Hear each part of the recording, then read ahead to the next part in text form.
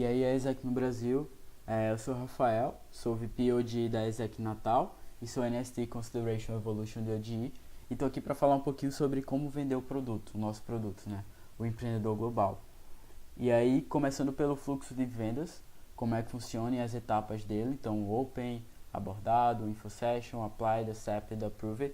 A principal mensagem é que a gente precisa ter tudo isso muito bem estruturado, não só as etapas, quanto as microações em cada uma delas e quanto tempo eu vou demorar de uma para outra e qual vai ser a minha conversão no funil de vendas. Então, de abordado para InfoSession, quanto tempo eu demoro para fazer a InfoSession e qual vai ser a minha conversão em cada uma das etapas. E aí, muito baseado em um flow ideal de 7 dias, de Open para Approved, e uma conversão mínima de 5% de pessoas que se inscreveram para pessoas que fecharam o intercâmbio. Lembrando que é a conversão mínima.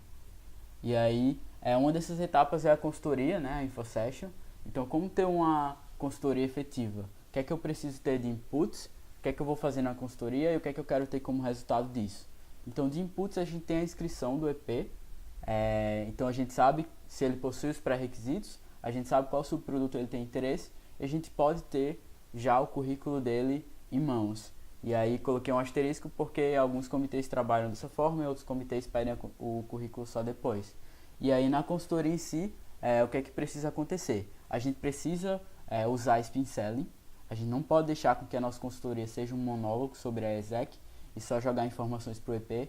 Não, a gente precisa muito mais conhecer o EP, saber como ele conheceu a Exec, por que ele quer fazer um GE, quais são as ambições dele. E aí, coisas que ele precisa saber na consultoria.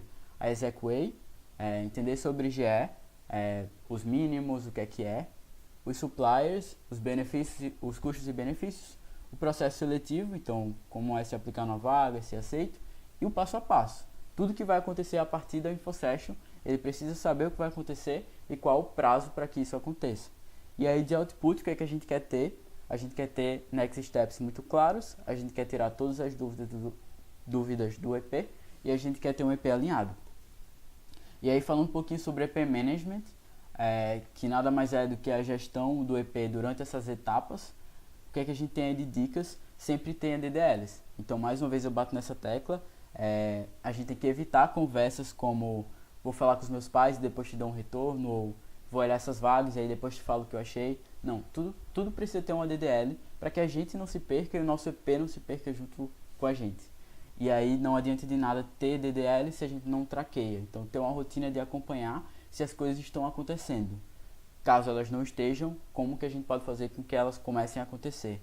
E aí, terceira coisa, flexibilidade. Mostrar para o nosso EP que o nosso objetivo é ajudar ele a fechar um intercâmbio e que a gente está disposto a ajudar ele. Então, fazer uma consultoria por ligação, fazer por WhatsApp, desde que ela aconteça.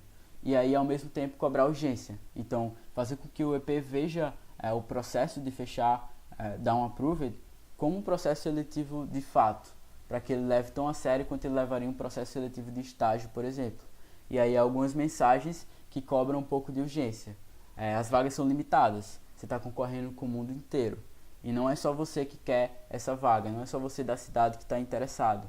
Então essas vagas fazem com que ele sinta mais urgência em fechar.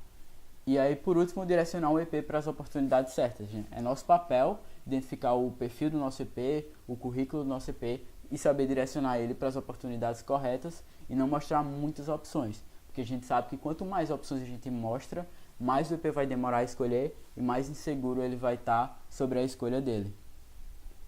E aí a gente precisa saber vender não só GE e a proposta de valor, a gente precisa saber vender intercâmbio.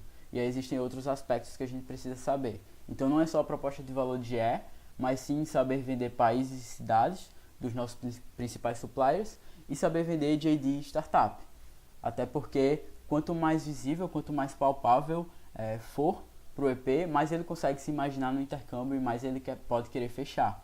E aí também existem diferentes EPs, né? Diferentes personas. Então eu posso ter um EP que se apaixonou pela proposta de GE, posso ter um que se apaixonou pelo Egito e posso ter um que se apaixonou por uma startup do México.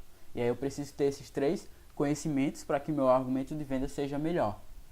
E aí, uma atividade para você dar pause no vídeo e pensar em como você venderia essa oportunidade aí de marketing digital no Egito, com essa JD, a startup eu coloquei Uber como exemplo, mas enfim, como você venderia ela baseada nesses três aspectos, de como você venderia GE, como você venderia o Egito, como você venderia essa JD.